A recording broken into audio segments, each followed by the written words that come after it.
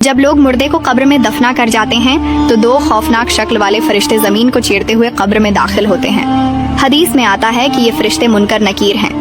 ان دونوں فرشتوں کے لمبے لمبے دانت، خوفناک سیاہ اور نیلی آنکھیں اور لمبے سیاہ بال ہوتے ہیں۔ یہ دونوں فرشتے انسان کے سامنے اس کے اعمال کے مطابق ظاہر ہوتے ہیں۔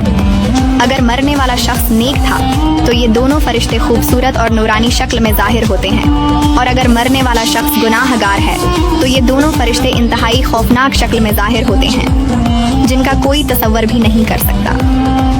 رسول صلی اللہ علیہ وآلہ وسلم نے ارشاد فرمایا، جب میت قبر میں دفن کر دی جاتی ہے تو اس کے پاس نیلی آنکھوں والے دو فرشتے آتے ہیں۔ ایک کا نام منکر اور دوسرے کا نام نکیر ہوتا ہے۔ یہ دونوں فرشتے اس مرنے والے شخص سے سوال کرتے ہیں، تیرا رب کون ہے؟ اگر تو مرنے والا شخص نیک ہو تو وہ جواب دیتا ہے کہ میرا رب اللہ تعالیٰ ہے۔ اس کے بعد دوسرا سوال کیا جاتا ہے کہ تیرا دین کون سا ہے؟ اگر تو مرنے والا شخص نیک ہو تو وہ جواب دیتا ہے کہ میرا دین اسلام ہے۔ اس کے بعد سوال کیا جاتا ہے کہ تیرا نبی کون تھا؟ اگر تو مرنے والا شخص نیک ہو تو وہ جواب دیتا ہے کہ رسول صلی اللہ علیہ وآلہ وسلم میرے نبی ہیں۔ اس کے بعد اس نیک شخص کی قبر کو 70 ہاتھ وسیع کر دیا جاتا ہے اور اس کی قبر میں جنت کی کھڑکی کو کھول دیا جاتا ہے۔ اس کی قبر جنت کے باغوں میں سے ایک باغ بن جاتی ہے اور وہ قبر نور سے بھر دی جاتی ہے۔ اس کے بعد منکر نکیر اس نیک شخص سے کہتے ہیں کہ اب تم سو جاؤ اور آرام کرو۔ اس وقت وہ نیک شخص منکر نکیر سے کہتا ہے کہ میں اپنے گھر والوں کے پاس جانا چاہتا ہوں تاکہ میں ان کو اپنے اچھے انجام کا بتا سکوں۔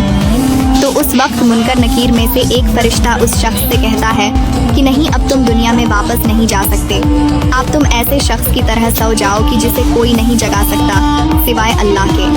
دوستو، اگر مرنے والا شخص کافر، مشرک یا گناہ گار ہو تو منکر نکیر فرشتے اس کے سامنے اس کے اعمال کے مطابق ظاہر ہوتے ہیں، یعنی خوفناک شکل میں آتے ہیں اور اس سے بھی یہی 3 سوال کرتے ہیں کہ تیرا رب کون ہے، تیرا دین کون سا ہے اور تیرا نبی کون ہے۔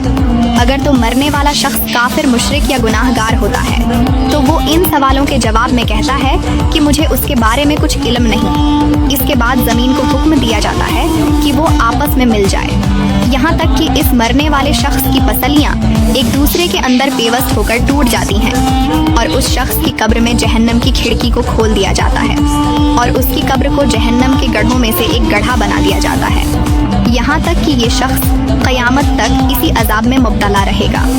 حدیث میں آتا ہے کہ ان دونوں فرشتوں کے پاس اتنا بڑا ہتھوڑا ہوتا ہے کہ اگر روئے زمین کے تمام انسان اور جنات مل کر بھی اس ہتھوڑے کو اٹھانا چاہیں تو اس کو نہ اٹھا سکیں گے، اور اگر یہ ہتھوڑا کسی گناہ گار انسان کو مارا جائے تو اس کا پورا جسم اور ہڈیاں ریزہ ریزہ ہو جائیں۔ دوستو، رسول صلی اللہ علیہ وآلہ وسلم نے ارشاد فرمایا کہ قبر آخرت کی منزلوں میں سے سب سے پہلی منزل ہے۔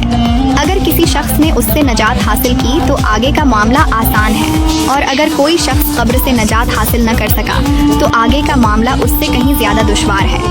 اللہ تعالیٰ سے دعا ہے کہ اللہ تعالیٰ ہمیں نیک اعمال کرنے کی توفیق عطا فرمائے، ہمیں عذاب قبر سے بچائے اور آخرت میں آپ صلی اللہ علیہ وآلہ وسلم کا جنت میں پڑوس نصیب فرمائے۔ آمین۔